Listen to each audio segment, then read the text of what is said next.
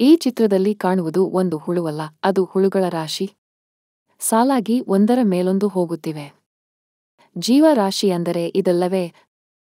ಸ್ನೇಹಿತರೆ, ಜೀವವೈವಿಧ್ಯತೆ ಮರೆಯಾಗಿ ದೈನಂದಿನ ಜೀವನದಲ್ಲಿ ಕಾಣಸಿಗುವ ವಿವಿಧ ಜೀವಿಗಳು, ಕ್ರಿಮಿಕೀಟಗಳು, ವ್ಯಕ್ತಿಗಳು ತಮ್ಮ ನಿಷ್ಠತೆಯಲ್ಲಿ ತಕ್ಷಣವೇ ಅಥವಾ ನೇರವಾಗಿ ಅನುಭವಿಸಿದ ಜಗತ್ತು, ಜೀವಿಗಳ ಒಳಗೊಂಡ ಪ್ರಕೃತಿಯ ಗಣಿತ, ಅಗಣಿತಗಳ ಸಂಕುಲವೇ ಜೀವ ಜಗತ್ತು.